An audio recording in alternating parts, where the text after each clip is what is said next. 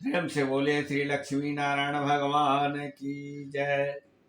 प्रिय दर्शकों, आज मैं आपके लिए परिवर्तनी या वामन एकादशी का व्रत कथा लेकर आया हूँ। कृपया ध्यान से सुने। सुनने के बाद सब्सक्राइब शेयर जरूर करें ताकि आगे लोगों को भी पता चले। भाद्रपद मास के शुक्ल पक्ष की एकादशी को क्षीर सागर में 4 मास के शयन के मध्य भगवान करवट बदलते हैं। निद्रा मगन भगवान के करवट परिवर्तन के कारण ही इसका शास्त्रीय नाम परिवर्तनी एकादशी है। आज के दिन भगवान के वामन अवतार की पूजा की जाती है। भगवान विष्णु के बोने रूप वामन अवतार की यहाँ पूजा की जाती है। भगवान विष्णु के बौने रूप वामन अवतार की पूजा वाजपेयी जग के समान फल देने वाली तथा समस्त पापों को नष्ट करने वाली है।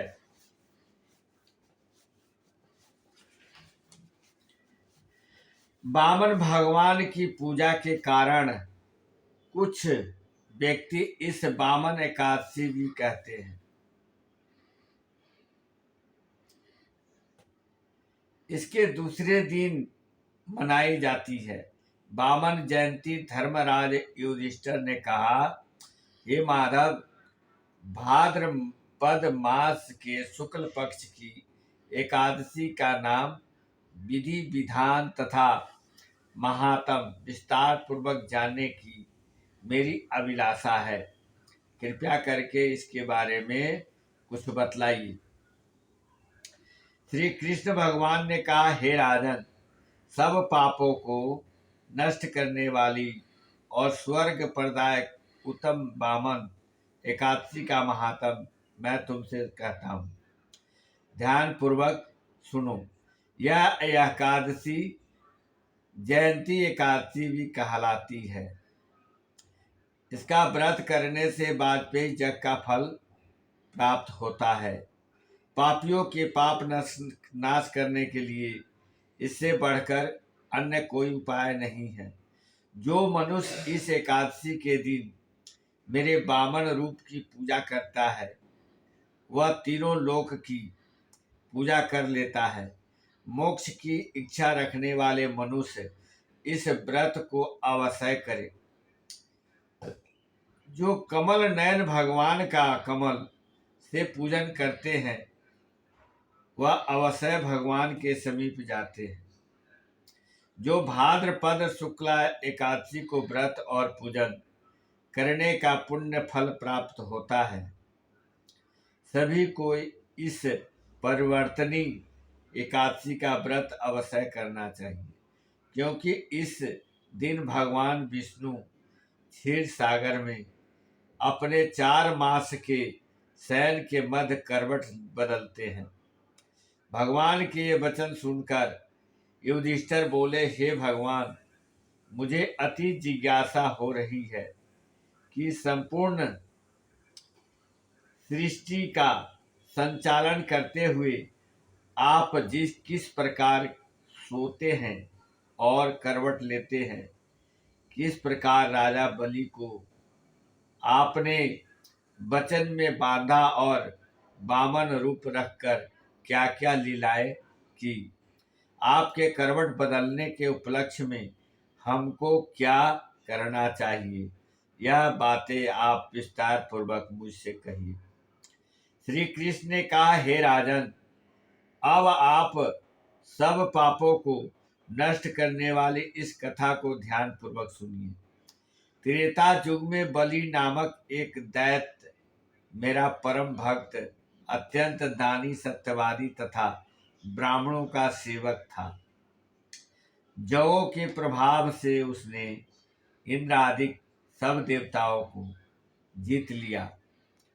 अब तो उसने देवलोक पर अपना अधिपति जमाकर सभी देवताओं को स्वर्ग से भगा दिया और संपूर्ण लोकों का स्वामी बन गया। आकाश, पाताल और पृथ्वी तीनों ही लोक उसके अधीन हो गए। तब देव ऋषियों सहित इंद्र आदि सब देवता भगवान के पास जाकर उनका पूजन और स्तुति करने लगे। उन्होंने राजा बलि के अत्याचारों से मुक्त दिलाने की भगवान से प्रार्थना की। भगवान ने वामन रूप धारण कर अवतार लिया और तेजस्वी रूप से राजा बलि को पाताल लोक में भेज दिया। यह वार्ता सुनकर राजा युधिष्ठिर ने पूछा, हे जनार्दन, आपने वामन रूप धारण करके उस महाबली दैत्य को किस प्रकार जीता? श्री कृष्ण भगवान बोले, मैंने वामन रूप धरकर बलि से 3 पग भूमि की याचना करते हुए कहा कि मुझको 3 पग भूमि दे दो, इससे तुम्हें 3 लोक के दान का पुण्य फल प्राप्त होगा।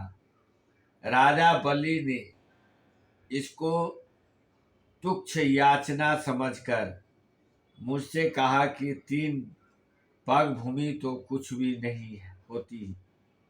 मैंने उससे 3 पग भूमि देने का संकल्प लेकर अपने त्रिविक्रम रूप को बढ़ाकर भूलोक में पेट जन, लोक में हृदय, यमलोक में कंठ की स्थापना कर, सत्यलोक में मुख, उसके ऊपर मस्तक स्थापित किया। सूर्य, चंद्रमा आदि ग्रहों, जोग, नक्षत्र इत्यादि देवताओं और शेष आदि सब नागगणों ने विधि प्रकार के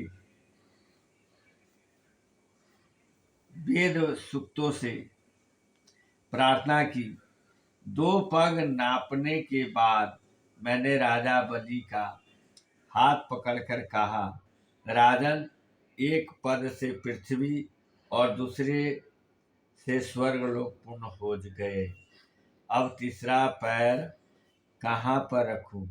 तब बलि ने अपना सिर झुका लिया और मैंने अपने पैर उसके मस्तक पर रख दिया। इससे मेरा वह भक्त पाताल को चला गया। उसकी विनती और नम्रता को देखकर मैंने कहा, हे बलि, मैं सदैव तुम्हारे निकट ही रहूंगा। विरोचन के पुत्र बलि के कहने पर वहां पर भाद्रपद शुक्ला परिवर्तनी एकादशी के दिन बलि के आश्रम पर मेरी मूर्ति स्थापित हुई और दूसरी ओर क्षीर सागर में शेषनाग की पीठ पर हुई।